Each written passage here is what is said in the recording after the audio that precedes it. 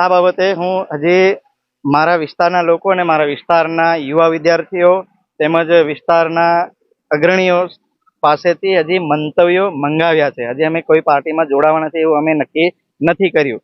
કદાચ શક્ય બને કે અમારા પ્રશ્નોનો જો સવાલ જો મળી જતો હોય, અમારા પ્રશ્નો જો સાંભળવામાં આવતા હોય તો અમે બની શકીએ કે એ પાર્ટીમાં પણ રહી શકીએ. જરૂરી નથી કે મને પાર્ટીની કોઈ જરૂર છે.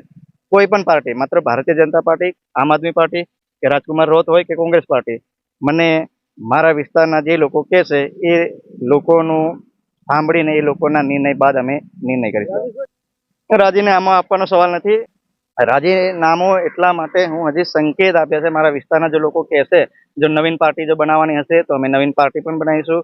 જો જરૂર જણાય તો બીજી અન્ય પાર્ટીઓ ઘણી બધી છે, તો એ પાર્ટીઓમાં પણ અમે જવાની, સમાજ સાથે જવાની તૈયારી રાખીશું. છોટાઉદેપુરમાં જગ જાહેર છે, એમાં કોઈ એવિડન્સની જરૂર નથી. અધિકારીઓ નથી સાંભળતા, એના માટે પૂર્વ સાંસદશ્રી લઈને હાલના વર્તમાન સાંસદશ્રીઓએ પણ લેટર લખી ચૂક્યા છે કે અમારું વહીવટી તંત્ર નથી સાંભળતા. કોઈ છુપી વાત નથી અમારામાં. એ ધારાસભ્ય શ્રી હાર્દિકભાઈ પટેલ જે પહેલા કોંગ્રેસમાં હતા, ત્યારબાદ એમને લાગ્યું કે મેં રાષ્ટ્રહિતનું કામ માટે ભારતીય જનતા પાર્ટીમાં જોડાયા હતા, પરંતુ તેમની પોતાની નગરપાલિકામાં, ભારતીય જનતા પાર્ટી શાસિત નગરપાલિકા છે, એ નગરપાલિકાના ઘણા એવા કામો નથી થયા. તો એ સીધા મુખ્યમંત્રીશ્રીને એમને પોતે પોતાના લેટર પેડ દ્વારા એમને આંદોલનની ચીમકી પણ આપી છે.